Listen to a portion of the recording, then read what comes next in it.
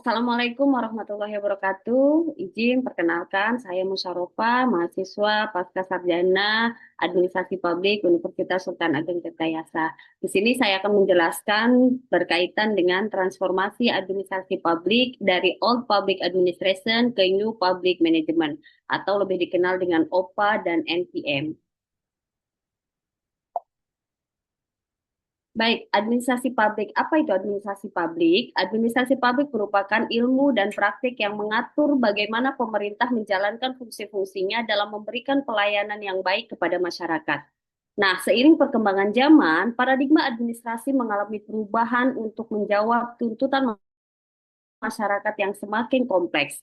Ada 4 paradigma dalam administrasi publik, diantaranya adalah Old Public Administration atau dikenal dengan OPA, kemudian yang kedua ada New Public Management atau dikenal dengan NPM, kemudian ada New Public Service atau dikenal dengan NPS, dan yang terakhir adalah Dynamic Government.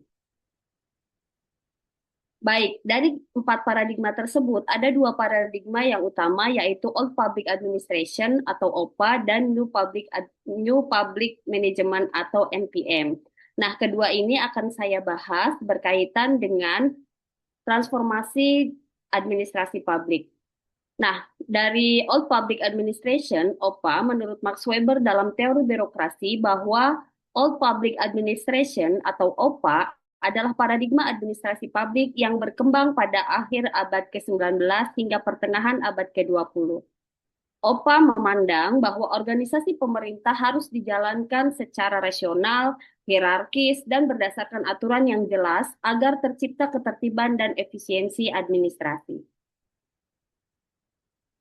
Lalu bagaimana latar belakang munculnya Old Public Administration? Nah, Old Public Administration ini muncul dengan adanya tuntutan dari masyarakat untuk pertama menciptakan birokrasi yang profesional, kemudian yang kedua mengurangi praktik korupsi dan patronase politik, ketiga menjamin kepastian hukum dalam pemerintahan, keempat meningkatkan keteraturan administrasi negara. Lalu apa yang menjadi karakteristik dasar dari Old Public Administration? Yang menjadi karakteristik di sini saya jabarkan ada 6 karakteristik. Yang pertama adalah hierarki, bagaimana struktur organisasi berjenjang dari atas ke bawah. Kemudian yang kedua adanya sentralisasi, yaitu pengambilan keputusan terpusat. Kemudian ketiga berbasis aturan, semua tindakan harus sesuai prosedur dan regulasi yang ada. Yang keempat netralitas pegawai, aparatur harus netral dan tidak berpihak. Yang kelima, akuntabilitas administratif, adanya pertanggungjawaban kepada atasan dan hukum. Keenam, efisiensi birokrasi, yaitu ketertiban dan stabilitas organisasi. Dari Old Public Administration, ada kelemahan dan kelebihan yang dimiliki oleh Old Public Administration. Nah, kelebihannya yaitu menjamin kepastian hukum, kemudian meminimalkan penyalahgunaan wewenang, kemudian menjaga stabilitas pemerintahan, dan juga tugas serta tanggung jawab yang jelas. Sedangkan kelemahan yang dimiliki oleh Old Public Administration adalah proses pelayanan yang lambat, kurang inovatif, birokrasi cenderung kaku, kurang responsif terhadap kebutuhan masyarakat, dan juga orientasi pada prosedur daripada hasil.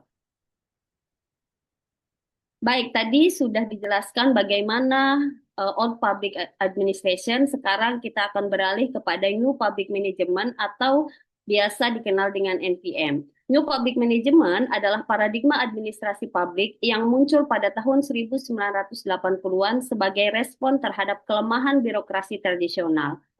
NPM mengadopsi prinsip-prinsip manajemen sektor swasta untuk meningkatkan bagaimana efisiensi dan kualitas pelayanan publik yang diberikan. Nah, menurut Hood, pada tahun 1991, NPM bertujuan menjadikan organisasi publik lebih efisien, efektif, inovatif, dan berorientasi pada hasil. Lalu latar belakang munculnya New Public Management atau NPM yang pertama adalah bagaimana ketidakpuasan terhadap birokrasi tradisional, kemudian adanya tuntutan masyarakat akan pelayanan yang lebih cepat, keterbatasan anggaran pemerintah, kemudian globalisasi dan perkembangan teknologi, dan yang terakhir adalah tuntutan efisiensi dari sektor publik. Sama halnya, OPA juga memiliki karakteristik yang sudah dijabarkan dan NPM juga memiliki karakteristik dasar yang dimilikinya. Ada 7 karakteristik yang ingin saya sampaikan. Yang pertama adalah orientasi hasil, lebih fokus pada output dan outcome yang dihasilkan. Kemudian yang kedua adanya efisiensi, bagaimana penggunaan sumber daya secara optimal. Kemudian yang ketiga kompetisi, mendorong persaingan dalam pelayanan. Keempat, adanya desentralisasi atau pendelegasian kewenangan. Kelima, pengukuran kinerja. Nah, kinerja ini diukur secara jelas. Kemudian yang keenam, orientasi pelanggan. Bagaimana masyarakat dipandang sebagai pelanggan. Yang ketujuh, terakhir, privatisasi. Adanya pelibatan sektor swasta dalam memberikan pelayanan publik. Dan juga memiliki kelemahan dan kelebihannya. Di antaranya adalah dari segi kelebihan, NPM memiliki pelayanan publik yang lebih cepat, kemudian meningkatkan efisiensi anggaran, fokus pada hasil dan kinerja, kemudian mendorong inovasi, dan selanjutnya meningkatkan kualitas pelayanan publik yang diberikan kepada masyarakat. Selanjutnya, bagaimana NPM memiliki kelemahan? Yang pertama, berpotensi mengurangi nilai-nilai publik.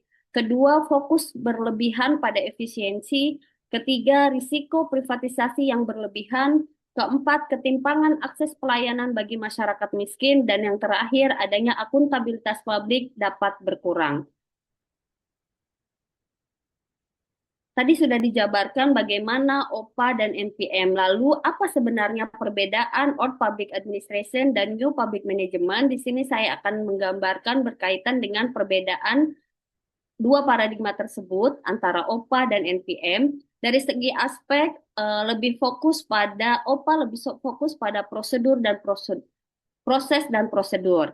Sedangkan NPM lebih fokus pada hasil dan kinerja.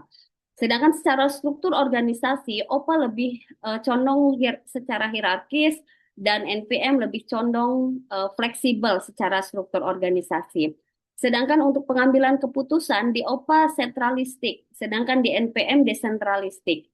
Kemudian dari segi orientasi pelayanan, OPA lebih administratif secara tradisional, sedangkan NPM orientasi pelayanannya kepada pelanggan atau citizen as customer. Kemudian secara akuntabilitas, OPA lebih mengutamakan kepatuhan terhadap aturan atau regulasi, sedangkan NPM lebih pada pencapaian hasil yang diharapkan.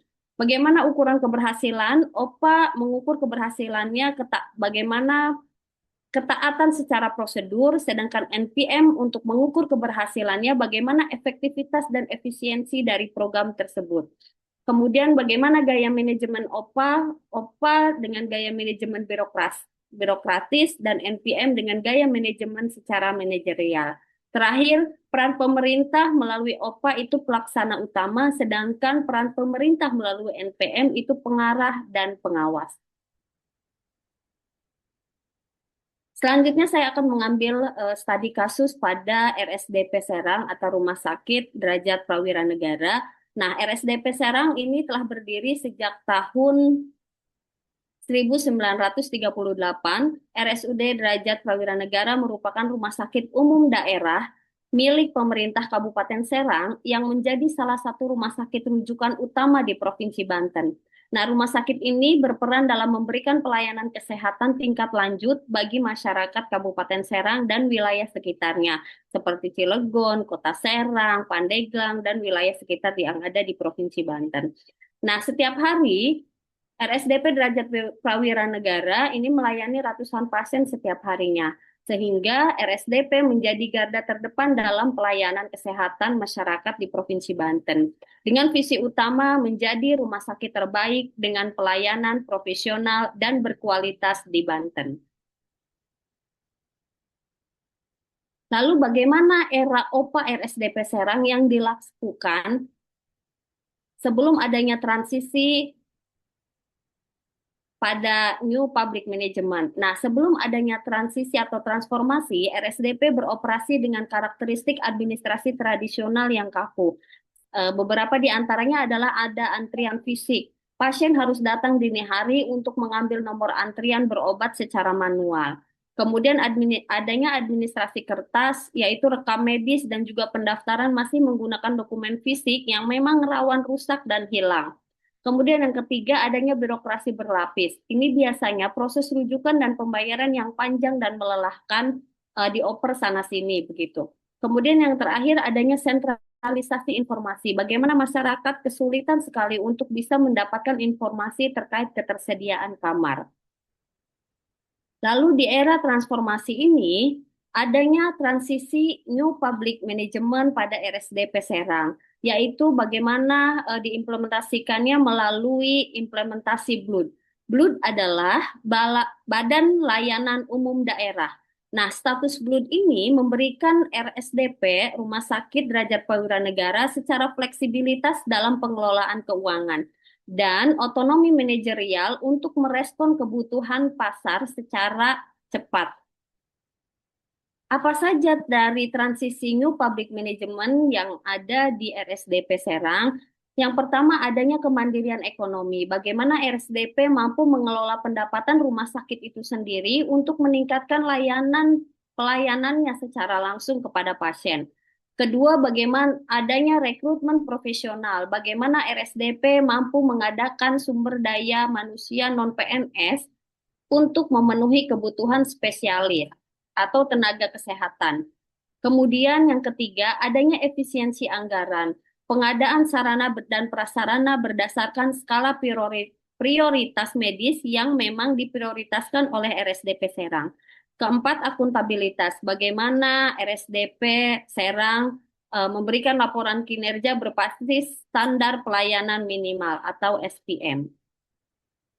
Selanjutnya ini ada inovasi digital atau ciri khas NPM yang memang sudah dilakukan oleh RSDP Serang. Salah satunya adalah reservasi online. Bagaimana aplikasi reservasi RSDP ini memungkinkan pendaftaran rawat jalan dari rumah, mengurangi antrian fisik secara drastis.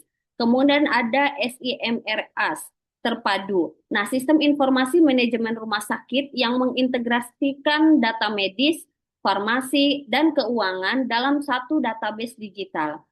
Kemudian yang ketiga adalah IBED. IBED Info. IBED Info ini adalah informasi ketersediaan tempat tidur yang dapat diakses publik secara real time untuk meningkatkan transparansi bagaimana ketersediaan ruang rawat inap. Di sini saya gambarkan infografis terkait dengan bagaimana transformasi layanan RSDP Serang menuju pelayanan kesehatan yang cepat, mudah, dan berkualitas sebelum adanya digitalisasi atau antrian manual dan administrasi kertas. Kemudian sesudah digitalisasi ada atau antrian online dan rekam medis secara elektronik. Di sini digambarkan secara pendaftaran antrian manual sebelum adanya digitalisasi, kemudian ada pendaftaran juga mengisi formulir melalui kertas, kemudian rekam medis kertas juga masih tersedia, kemudian proses pelayanan juga banyak tahap manual, kemudian perpindahan berkas fisik, koordinasi antar unit, dan juga kurang efisien. Nah, dampak dari sebelum digitalisasi di RSDP Serang yaitu waktu tunggu yang lama, biaya operasional tinggi, kemudian risiko kesalahan data, dan juga terakhir bagaimana kepuasan pasien yang sangat rendah. Lalu beralih sesudah adanya digitalisasi,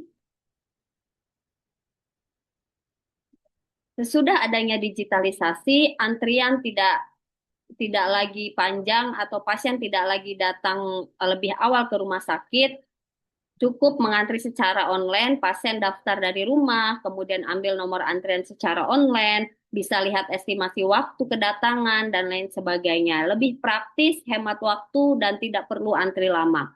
Kemudian dari segi pendaftaran secara digital juga lebih cepat, lebih akurat, dan data juga aman secara digital. Kemudian dari segi rekam medis, secara elektronik, data tersimpan secara digital, akses cepat dan aman, kemudian tidak perlu ruang arsip fisik, histori pasien juga lengkap. Ini memungkinkan data kita lebih aman, mudah diakses, efisien, dan ramah lingkungan. Kemudian proses terintegrasi, adanya alur layanan terintegrasi di secara sistem informasi real time antar unit, mengurangi waktu tunggu, Kemudian pelayanannya juga lebih efektif. Nah, dampak dari sesudah adanya digitalisasi ini apa? Dampak yang dirasakan adalah waktu tunggu lebih singkat, kemudian yang kedua biaya biaya operasional lebih efisien, yang ketiga data akurat dan aman, keempat kepuasan pasien meningkat. Baik dari pemaparan dan jabaran terkait dengan old public administration dan juga new public management tersebut, dapat ditarik kesimpulan bahwa Old Public Administration atau lebih dikenal OPA menekankan birokrasi yang terstruktur, kepatuhan terhadap aturan, dan stabilitas organisasi. Nah, paradigma ini berhasil menciptakan kepastian hukum, namun sering dianggap lambat dan juga kurang inovatif. Nah, sebaliknya, New Public Management atau dikenal dengan NPM hadir untuk memperbaiki kelemahan tersebut dengan menekankan efisiensi, efektivitas, orientasi hasil, dan kualitas birokrasi menjadi lebih responsif terhadap kebutuhan masyarakat.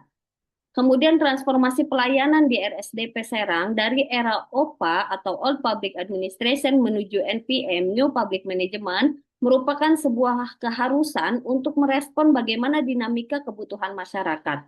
Nah, adopsi prinsip-prinsip manajemen entrepreneurial seperti status blood,